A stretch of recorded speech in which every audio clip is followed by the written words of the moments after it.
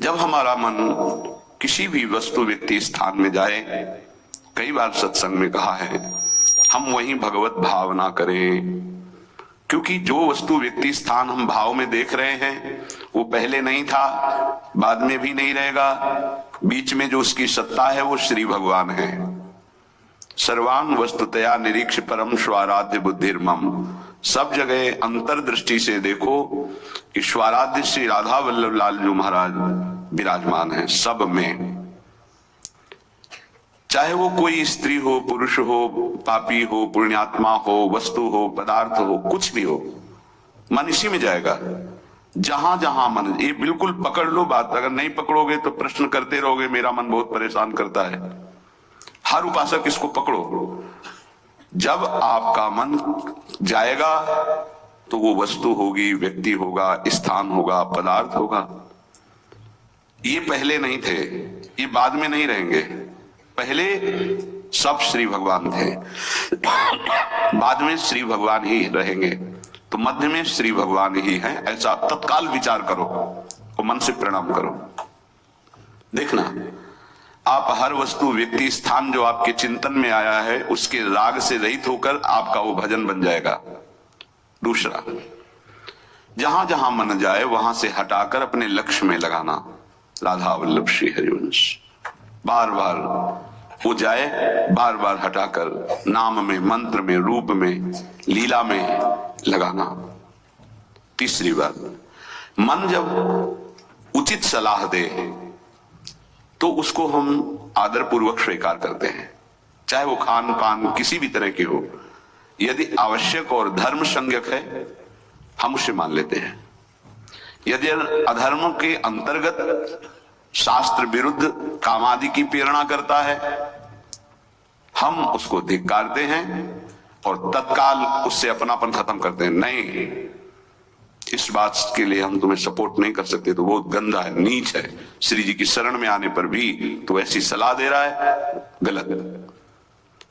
ये चार बातें बहुत जल्दी मन को प्रभु में लगा देंगे। अगर आप पकड़ पावे, ना पकड़ पावे तो भोगे। फिर आपका मन आपको जलाएगा, फिर आप रोएंगे, चिल्लाएंगे, भागेंगे। कहां भाग के जाओगे? जो संसार में फंसे हुए जन है वो तो भाग के यहां आ रहे हैं श्री जी की शरण में। यदि आप अपने मन को संभाल नहीं पाए तो फिर कहां भाग के जाओगे? इन्हीं की शरणागति से तो निर्विकार हुआ जाता है, निश्चिंत हुआ जाता है, निर्भय हुआ जाता है। इनकी चरणों को छोड़कर कहां निश्चिंतता होगी, कहां निर्भयता होगी? पहला, बिल्कुल ये जीवन की वो दवा है जिससे आप बिल्कुल ठीक हो जाएंगे यदि ये जीवन में उतार ले तो। हृदय में लिख लो, दिमाग में लिख लो, किसी नोटबुक में लिख लो जो आप रोज स्वाध्याय करें।